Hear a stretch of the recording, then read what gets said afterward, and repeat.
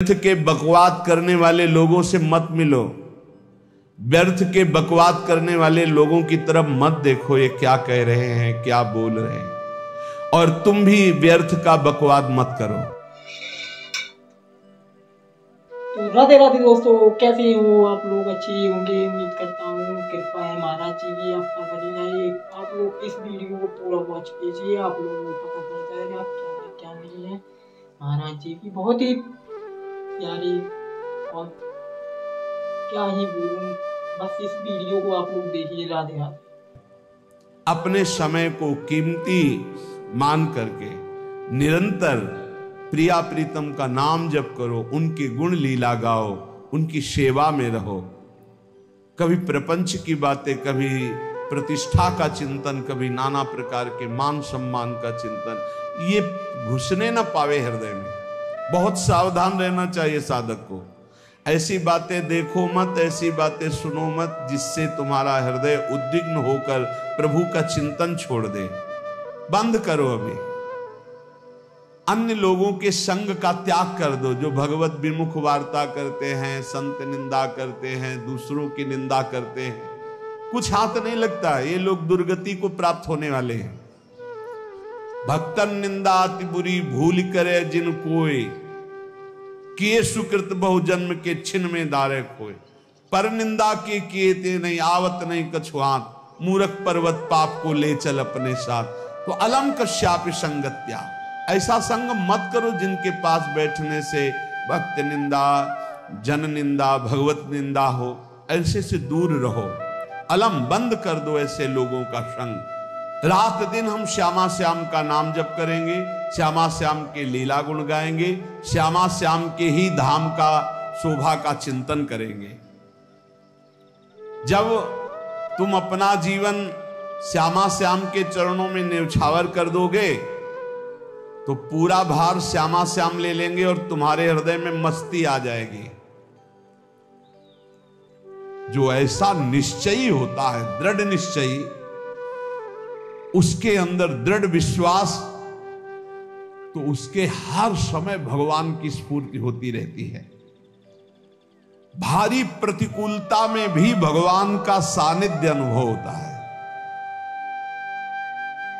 वो अनुकूलता में तो भगवान के दुलार को देखता है, लेकिन प्रतिकूलता में भगवान की विशेष कृपा को देखता है।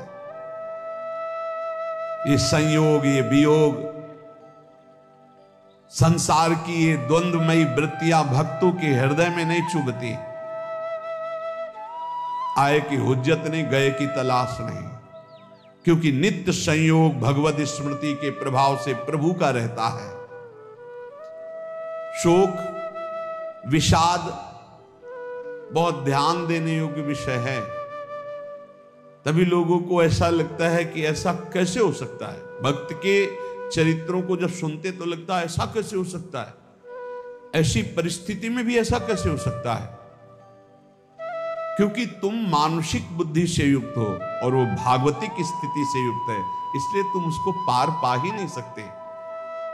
जब तुम अपना जीवन श्यामा श्याम के चरणों में समर्पित कर देते हो हृदय से, फिर उनकी कृपा से सब विघ्न दूर हो जाते, एक अपार मस्ती रहती है। नहीं तो शोक, विषाद, दुख, क्लेश, कष्ट, संताप, भय, उद्वेग, ये सदैव सताते रहते हैं। इसी से डिप्रेशन होता है।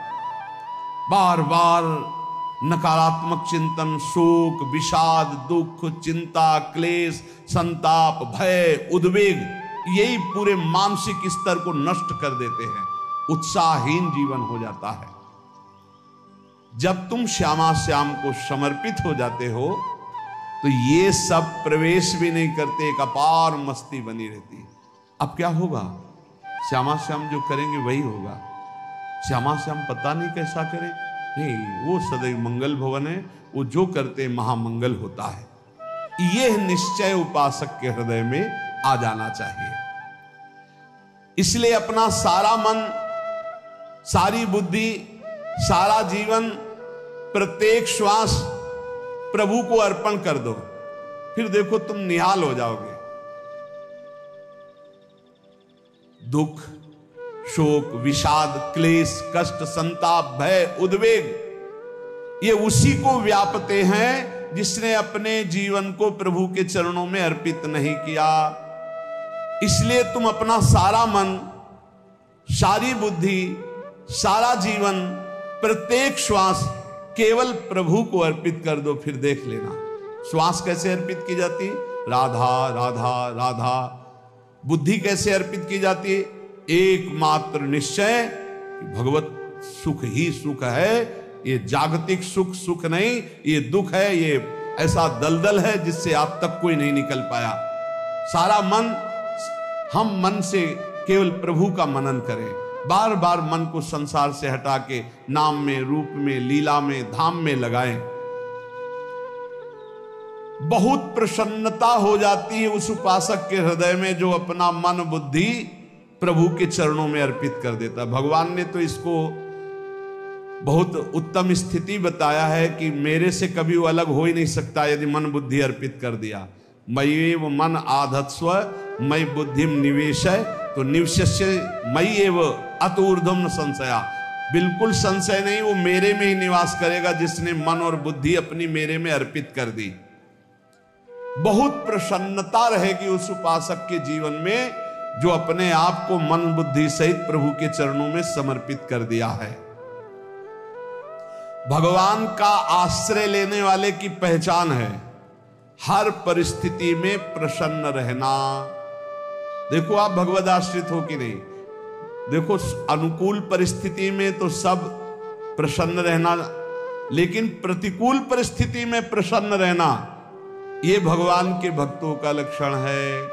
हर परिस्थिति में प्रसन्न रहना ये भगवान के भक्तों का लक्षण है। आनंदगन भगवान का आश्रय मिलते ही आनंद छा जाता है हृदय में। उनके पास आनंद का अभाव होता ही नहीं है।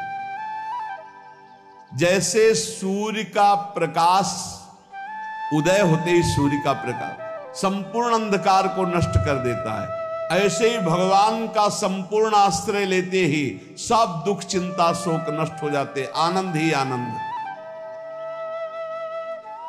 तुम भगवान के मंगलमय रूप को नहीं जानते हो, पर उनके मंगलमय भाव को, विधान को मानना शुरू कर दो। जो भी होता है मंगलमय होता है। हमने जीवन में देखा है, अगर इधर कोई बहुत बड़ा सुख दिया तो देर नहीं लगेगी, 24 घंटे नहीं व्यतीत होंगे और ऐसे दुख दे देंगे, जिससे दोनों का समान भाव रख करके ना दुख में तुम भूलो प्रभु को, ना सुख में फूलो, सीधे भगवत मार्ग में चल। पूरे जीवन की बात देखा है, भगवान के मंगल विधान में सदा सर्वदा सुख ही सुख है, इस बात को मान के प्रसन्न हो जाओ। जब भगवान का भजन करने वाले की तन्मयता बढ़ती है भजन में, तो द्वेषी जन अपने आप तैयार हो जाते हैं। भक्त कभी किसी से द्वेष नहीं करता, अपने आप वो द्रोह करने लगते। तो नरसिंह मेहता जी से बहुत गांव के कई लोग थे जो जलते थे, ऐसे जलते थे कि अब क्या करें, कैसे मिटा दे नरसिंह मेहता जी को। और उपाय तो मिल नहीं रहा था। तो एक दिन संतों की मंडली आई और उन्होंने कहा कि हम रास्ते में कोई चोर आदि धन ना ले ले, इसलिए यहां से किसी की हुंडी चलती है क्या द्वारिका में? पहले ऐसा था। बोले हाँ हाँ, हमारे यहाँ बहुत बड़े सेठ हैं नरसिंह मेहता जी, पर आप कहोगे वो मना कर देंगे।